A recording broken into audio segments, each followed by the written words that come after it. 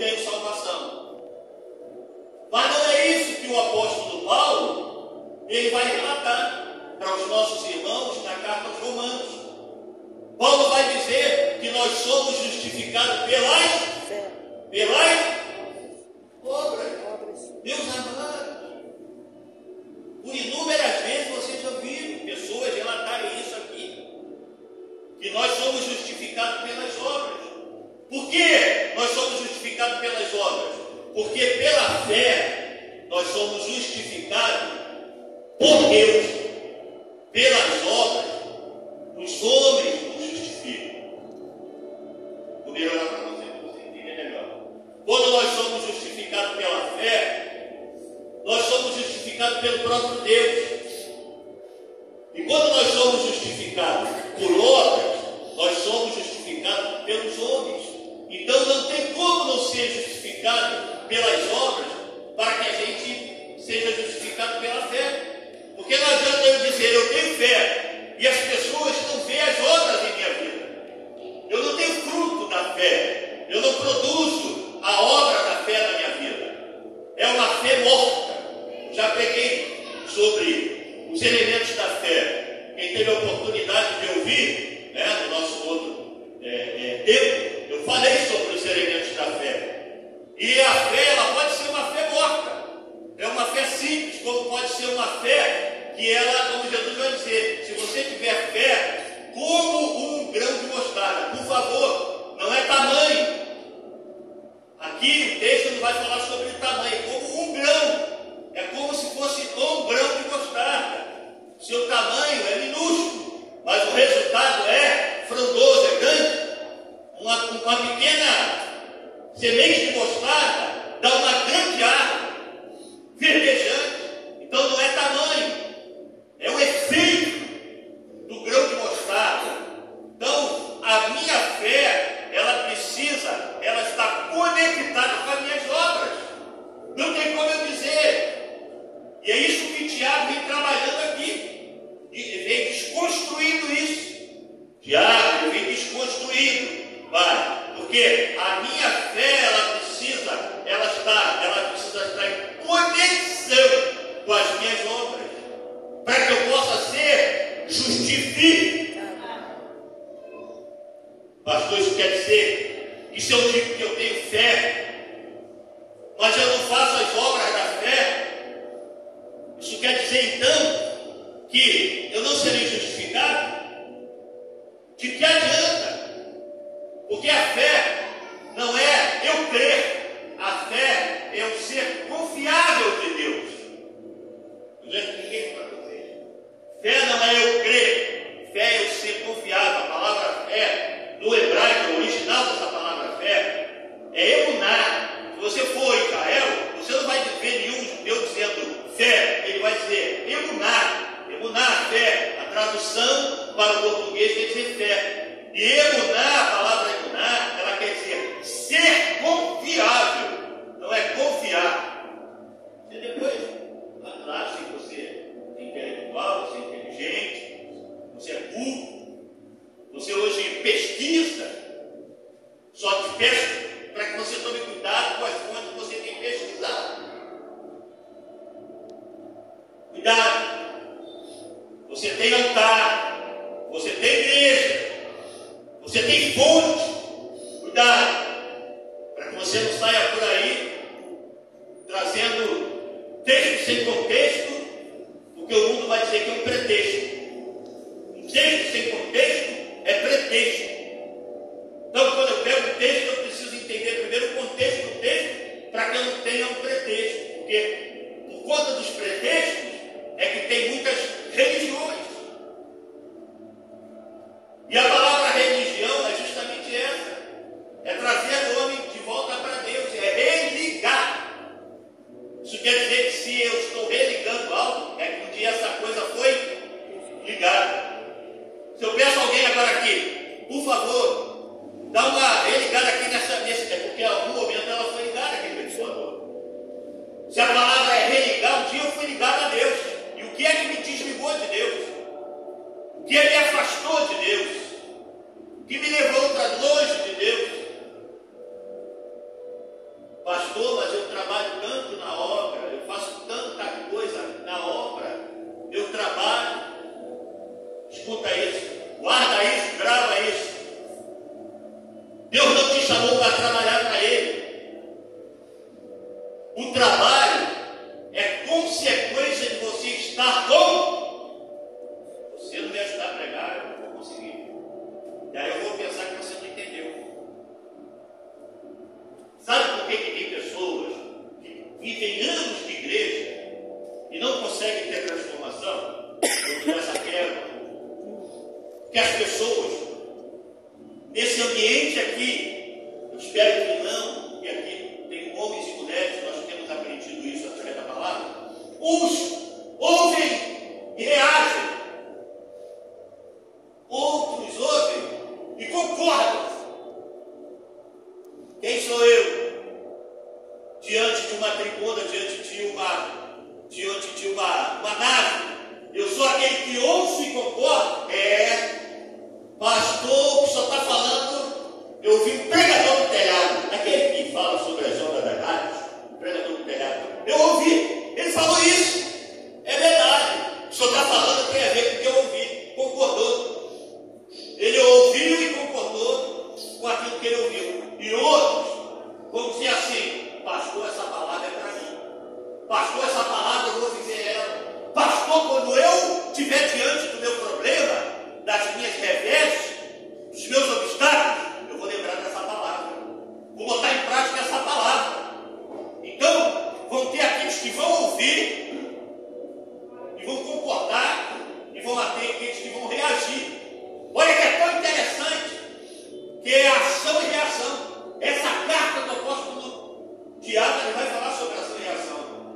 E há anos atrás, Ludmila, Isaac Newton disse: eu achei o elemento ele explica a ação e a reação. Foi dado. Amém por isso.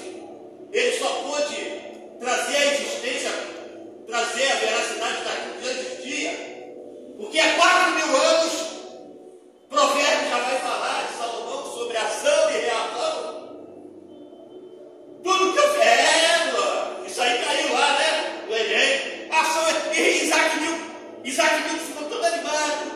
Eu descobri o efeito da ação e a reação. Mas a ação e a reação, Deus já nos outorgou isso para que eu venha agir diante das reações que vêm para mim. Porque não sou eu que pelejo as minhas pelejas, não sou eu que vou lutar as minhas batalhas. E aí aqui no capítulo, no versículo de número 7, ele justamente vai falar sobre isso. Sujeitai, estai sujeito, submisso a Deus. Ó, quanta gente. Não, porque eu sei. Não, porque eu consigo. Não, porque isso aí eu consigo com o meu intelecto, o meu conhecimento. Eu tenho conhecidos que podem resolver. E aí eu quebro a cara. Aí da volta, decepcionado, e ainda faço uma pergunta para Deus, atribuo uma pergunta para Deus. Como os irmãos lá, quando Deus manda Malaquias, e alguns olham para o texto, olham para cá. Alguns olham para o texto de Malaquias e pensam que o texto de Malaquias só vai falar sobre oferta e dízimo. Não, meu amado. Ali tem grandes ensinamentos. No versículo capítulo 3, versículo 7, alguém vai dizer assim: Senhor, o que está acontecendo que os nossos cultos não têm tido resposta? Por que não tem milagre? O Senhor não responde. Nós não prosperamos. Deus vai dizer: aonde estão vocês diante dos acontecimentos? Vocês estão longe ou vocês estão perto?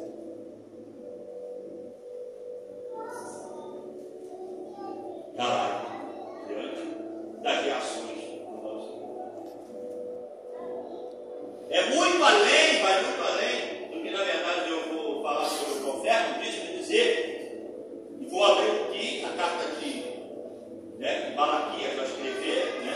Deus escreve, Malaquias deixa registrado, porque esse povo precisa voltar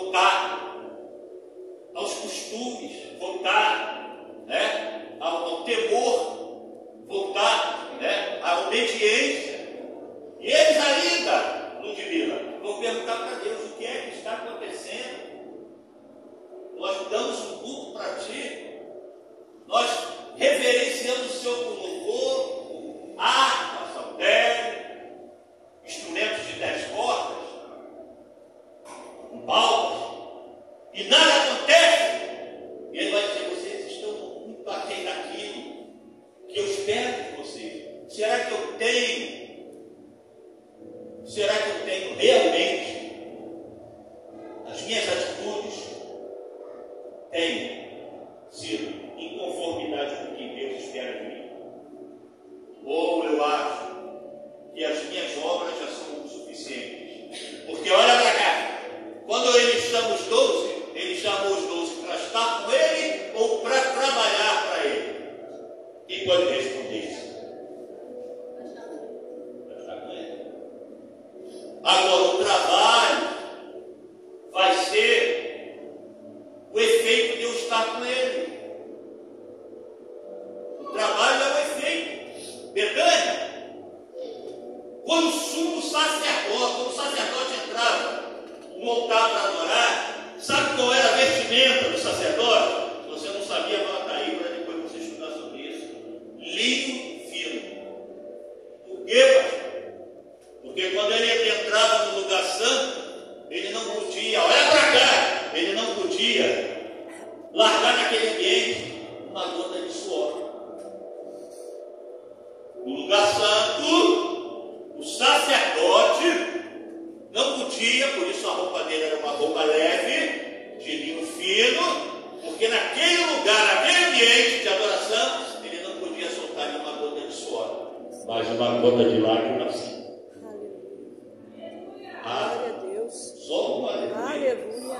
Glória a Eu vou te Deus. dar 1 minuto para você fazer a viagem mais longa da sua vida. Na véspera para você ver.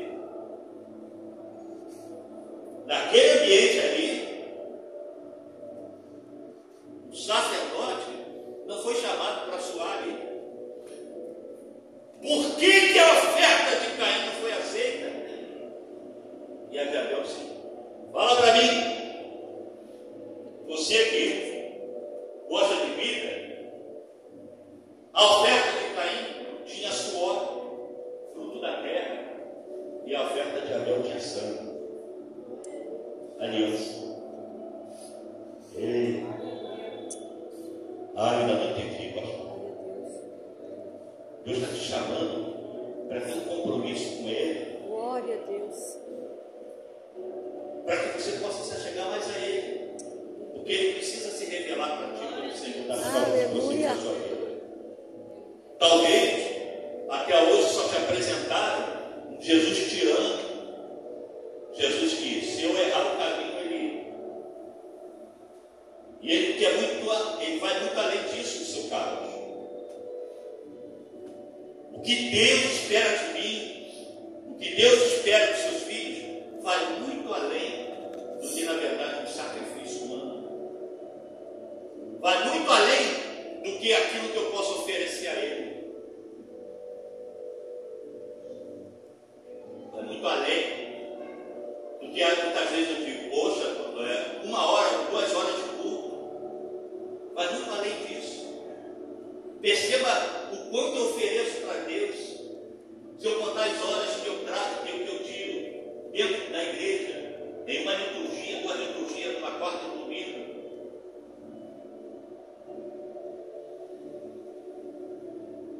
E quando eu coloco os meus pés no chão, amanhã, por exemplo, seria assim que permitir.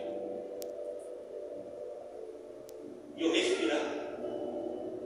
E eu ter esse privilégio, se porventura eu tiver um pão na mesa, eu poder sentir o cheiro daquele pãozinho.